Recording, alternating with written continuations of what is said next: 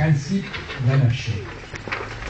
Donc un peu paradoxal, mais ce qu'il n'aime pas, à mon avis, c'est donc garder l'arché en tant que principe, mais le séparer de l'idée de commandement. Donc l'idée qui va régir le développement historique des institutions, l'histoire, etc. Donc il y a une implication politique est claire. Non, c'est aussi ce qu'il pense, c'est une politique où il n'y a pas une arché qui commande.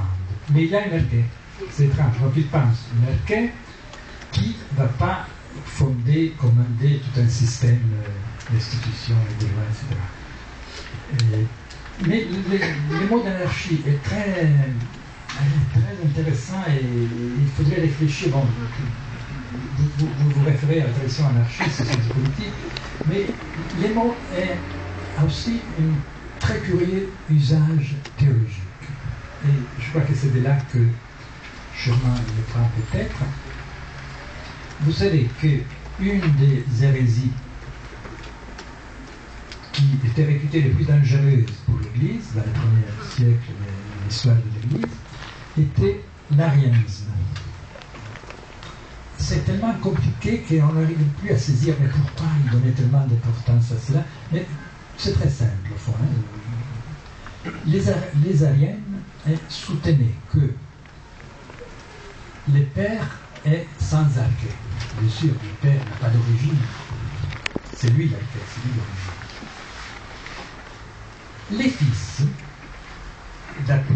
d'après les ariens, avaient quand même, n'étaient pas vraiment anarchiques, dans le sens comme le Père. Le Père, donc, est anarchique pour les ariens, et ça aussi pour les catholiques. Les fils, pour les ariens, il n'est pas anarchique, mais il a son arché dans le Père.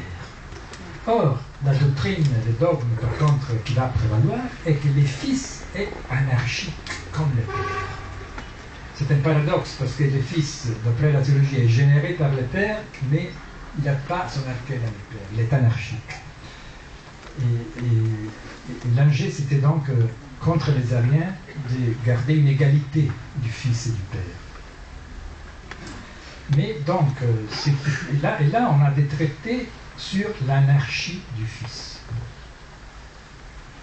Très intéressant parce que montre qu'au fond, les fils, on l'a vu, est le principe du gouvernement du monde, parce que le Père a confié au Fils le gouvernement. Ce gouvernement est anarchique. Il n'a pas une arché dans le Père. Donc, au fond, vous voyez, c'est étrange. Donc, le modèle catholique chrétien de gouvernement du monde est un modèle anarchique dans ce sens-là. Dans le sens qui, en toute rigueur, n'a pas d'arché. Donc là, on peut tirer des enjeux aussi politiques de cela. Qu'est-ce que cela veut dire? Que le principe du gouvernement du monde lui-même est sans fondement.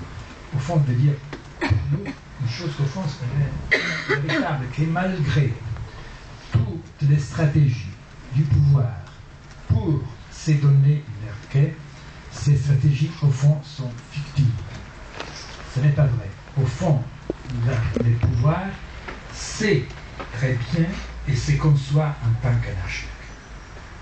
Donc il ne faut pas, à mon avis, ce qui montre ce débat, c'est qu'il ne faut pas prendre au sérieux toutes les théories par lesquelles un pouvoir se donne une arché.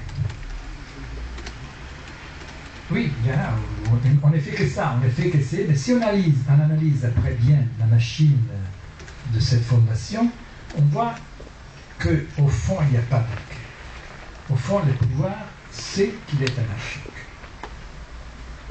Et ça correspond au fait qu'on a vu que arché, c'est commencement et commandement, donc on ne va pas fonder les commandements dans les commencements.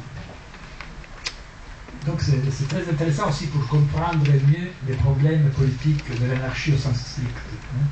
Je pense qu'on n'a pas fait ce travail de mettre en relation la théorie anarchiste du pouvoir avec cette théorie théologique qui on voit toujours comme non anarchique et qui par contre est anarchique. Oui.